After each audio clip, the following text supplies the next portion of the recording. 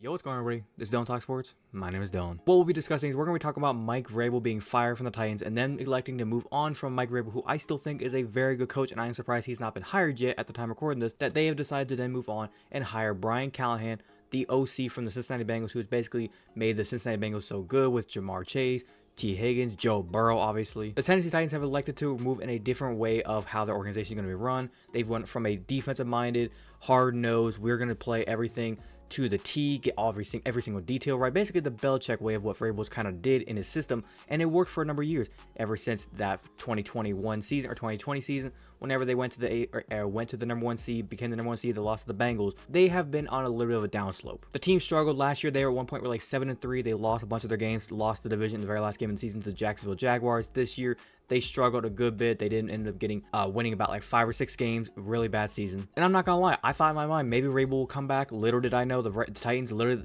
the second that last game of the season happened, it took maybe a few days and he was gone. So what I'm gonna do in this video is I'm gonna kind of talk about why Vrabel is gone, why I think the Titans elected to move forward, and also the reasons behind why they did elect to move forward from him, and then kind of talk about Brian Calahan and how he can be a good coach for the Titans. Obviously, if you do not know, he is the son of the offensive line coach with the Cleveland Browns, Bill Calahan. Bill Calahan is probably the best offensive line coach there's ever been. Brian Calahan is going to be a very, very good offensive-minded coach in the NFL going forward, I feel like. And I do think the Titans got somebody. So like I said, we're going to get straight into this. If you're going to enjoy it, as always, make sure you go ahead and drop a like on today's video. Be very much appreciative if you do so. And without further ado, let's get into it.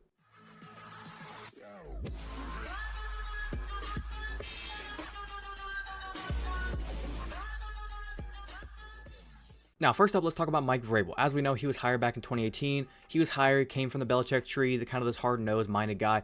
And I'm not gonna lie, the second he got in there, he was very, very good. He got there in 2018, had a bit of an average season that first year. Then in 2019, that was obviously the year where they went to the AFC title game. They ended up beating the Patriots in the first round. I think it was like 14-13. Correct me if I'm wrong in the comments. Ryan Tannehill had basically an average game. Derrick Henry took over. And then the second game, they went on to play Baltimore, beat the shit out of Baltimore with the run game, and then they went to the AFC title game. Obviously, the Chiefs got the best of them. Chiefs went on to win the Super Bowl. 2020, they had a mid-par year, not as good as what 2019 was. 2021, obviously, we know that, like I said, that was the year they went on to win the number one seed. Derrick Henry ended up breaking his foot midway point of the season. He was out the rest of the season. That was Devontae Foreman, I think, is the running back who ended up coming in, replacing Derrick Henry. He did pretty good for them. Tannehill didn't do too much mistakes. Mike Vrabel was able to just control the ship, keep it moving forward. I think they went like 12-5 for that season. It was like 12-5, 12-4, whatever the record was, but they ended up making the number one seed. As we know, like I said, they went on, they lost to the Cincinnati Bengals to a game-losing field goal in the last seconds of regulation. And after that field goal was made, everybody kind of started talking about around Tennessee, wondering, is Mike Vrabel the guy? And at that point, I was thinking to myself, this is fucking stupid. Why would you even say that? But then we had 2022 happen, and it was a bad year. We'll get over. 2023 started to happen, and it was like they were just constantly losing games. And I want to go ahead and point out, the reason they were losing games was not because of defense. The defense, I feel like, was still playing good, and that's Vrabel's side of the ball. They were losing games because the offense was just not there. You look at what they had on offense. Tannehill was good when he was back in 2019, but the years have gone on. He's getting older. He's not as good as he used to be. And they tried with Will Levis. Will Levis looked good. The mayonnaise boy, he looked a little okay out there. He had his highs, but he had some lows, and it just wasn't consistent. Derrick Henry was doing his thing. Derrick Henry probably had one of his top statistical seasons that he's had in his career here in this year. There were some rumors in the midway point of the season if Derrick Henry would have been traded. He obviously was not traded. But I do want to point out the biggest thing that kind of hindered Tennessee's offensive output going back about 2 years ago, and it's the main thing, and it's their offense. A.J. Brown being traded to the Eagles, that put a fucking halt to the whole offense. Because I don't know if any of you remember, back when he would trade with the Philadelphia Eagles, the whole offense just completely shut the fuck down. Like, look back at the highlights from 2019, 2020, 2021. Every single highlight of Ryan Tannehill throwing the football, it's the fucking A.J. Brown. A.J. Brown was the highlight reel, and he still is out there in Philadelphia. Obviously, we can see the way he plays football out there in Philadelphia. He is a walking highlight reel. There were some reports saying that the ownership and the front office people with Tennessee was saying Mike Vrabel was not doing what he needed to do with Tennessee, and they were just kind of wondering, is this the time to move on? Obviously, we see it now. But I do want to go ahead and come to Mike Vrabel's defense and his side in saying he's not building the team. The general manager is building the team. You then went on to hire a new general manager this past year. I forget the name of the guy. He came from San Francisco. He comes in. You're in charge of building the team, my guy. And you built this team. You gave it to Vrabel. And he goes, I think, 5-12. And what is your response? I'm going to fire you. We could have done better with this roster. Hey, buddy. Last time I checked, let's look at what your team's going to be next year. You still got Will Levis. Tannehill's gone. I think he's a free agent. Derrick Henry, obviously, he already made it known he's gone. He already did his talk to the microphone after the last game of the season. He's pretty much gone now. You got no receivers. Your offensive line has been shit ever since Taylor Lewan left in retirement and John Conklin was traded to the Browns back in like 2020. So yeah, your whole offense has been dog shit. And when you look at the defense, they have pieces there. The problem is they don't know how to work together. Mike Vrabel has been what made them look good because the pieces on that defense, I'm not gonna lie, none of them are really that good. Mike Vrabel made them good. And the fact that they would just kick Vrabel to the curb and just be like, nah, we're going to move in a different direction, it's kind of sad to see. And I'm not going to lie, at the time of recording this, I'm honestly surprised that nobody has picked up Vrabel. It is the 26th of January. Nobody has picked up Vrabel. There's, I think, 2 head coaching openings left at the time of recording this. And the fact that Vrabel wasn't hired by anybody, it's a little shocking to me. But now let's move on to Brian Calahan and what he can bring to this offense and bring to the team in general. Now, quick little backstory of Calahan.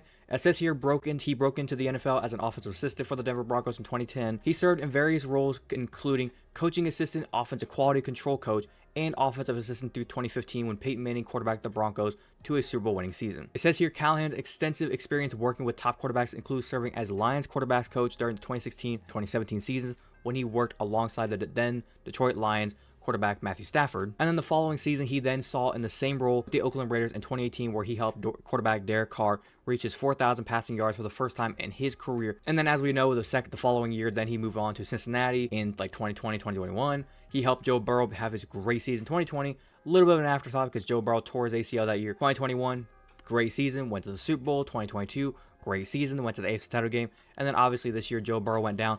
But we then saw what he was capable of doing with Jake Browning. Jake Browning, he's a good backup quarterback. I'm not saying he's a bad quarterback by any means. He's good. We've seen what he can do on the field. But with the way how Calahan was able to coach him up and make him into a really good quarterback, I think Tennessee sees something in that, and they're wondering, can we bring him in? And can we say, take Will Levis and do what you have to do, make him be good? Because Will Levis has some intangibles. He's got the big arm. He's got the wits. He's got the speed to be able to run around if he needs to. He just needs somebody to coach him up and teach him how to read a defense the right way, make the right throws, those sorts of things, the way he's been able to do with Joe Burrow. Now, in no means way am I saying that Will Levis is going to be the next Joe Burrow. That's not fucking happening.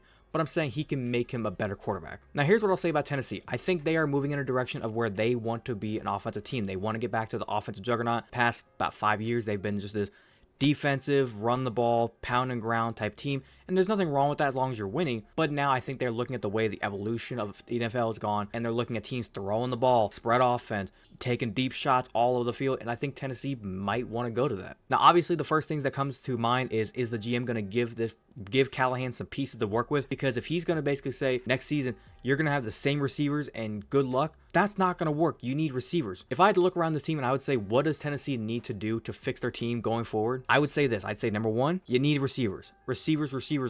Because those receivers you had last year are not going to fucking cut it. Number two, you need to somehow not replace Derrick Henry, but you need to get somebody in there to fill the void in some capacity. They've had some decent number two backs the past couple years. Like I said, with Foreman, they had James White step in there a couple years ago. They had some, I wouldn't say bad backs, but some average backs that have stepped in when Derrick Henry's not on the field. I don't know if it needs to be through free agency or the draft, but they need to get a running back in there to replace the void. And number three, obviously, they need to get the offensive line fixed. Like I said with the defense is good. Vrabel kind of made it better than what it really was. I think maybe Calahan, maybe if they can just make this defense stay somewhat near what it was, top 15-ish, they can still cruise to some wins as long as Calahan come in here and make this offense electric. So going forward, to kind of wrap it up, here's what I'll say. Vrabel being fired, bad call. I don't like it. I think he'll, if not this year, next year, because obviously every single year we get at least like anywhere from 4 to 8 head coaching fires almost every single year. So by next year's cycle, Vrabel, I think, will be able to get a head coaching job, hopefully by next season. I'm still shocked that he didn't get a head coaching job this year. Maybe he could get a job. There's 2 head coaching jobs left, like I said, so maybe it happens, but it probably doesn't look like it's going to happen now. But when it comes to Calahan, here's what I'll say. I think he's going to be a good coach. He is the son of, like I said, Bill Calahan. People have said, is he going to try to persuade Bill to come over to the Titans and maybe become his like OC, maybe his offensive line coach?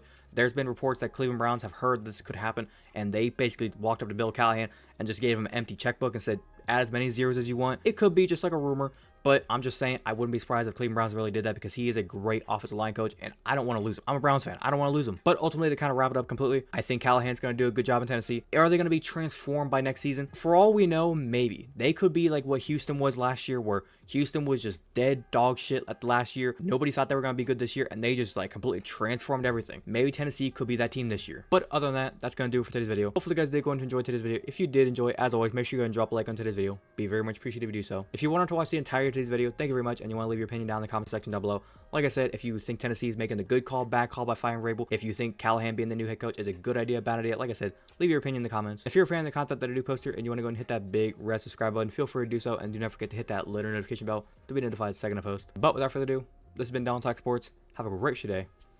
Peace.